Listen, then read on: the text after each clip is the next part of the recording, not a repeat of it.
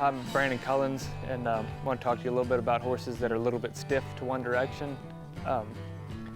My feelings on those horses is how I get them to get a little shape is not so much through their neck, is I want to get it through their hind end and through their body. I feel like that's the best way to get it.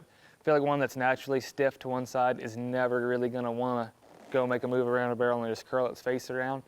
So I don't try to get a lot of shape through the neck. I try to get it through the ribs.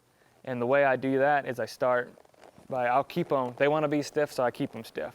I keep them straight between the reins, and I use a lot of my outside foot, keeping that on the ribs.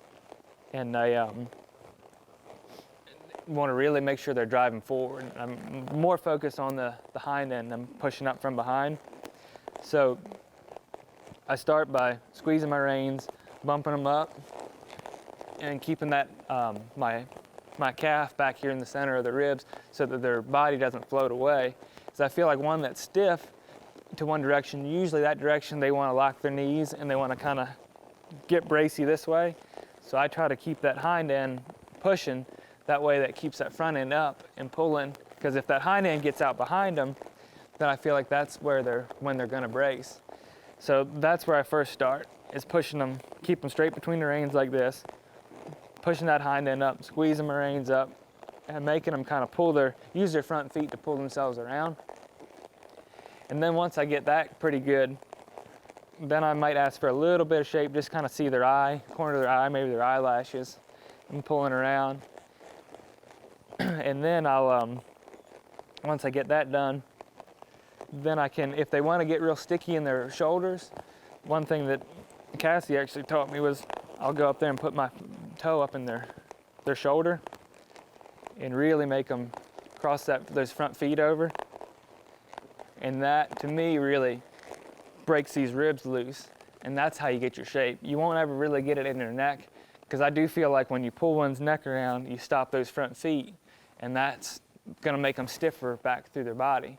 So I feel like I need to get it from behind, then get those front feet moving, then you get that natural bend in their body.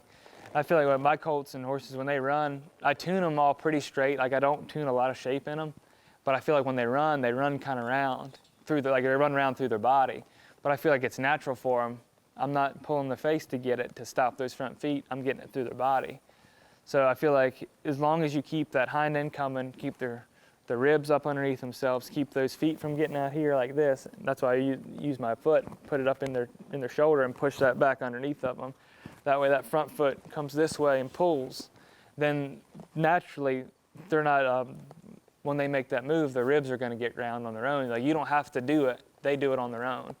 So to me, it's actually it seems kind of opposite, where you kind of ride them more stiff through the front end and keep driving through the hind end, then you'll get the natural shape through them, and then that's going to be a whole lot easier for them to run. Then when actually they do make that run, it's going to feel a lot rounder than it does when you're working them. And then they stay moving forward and they don't get stuck.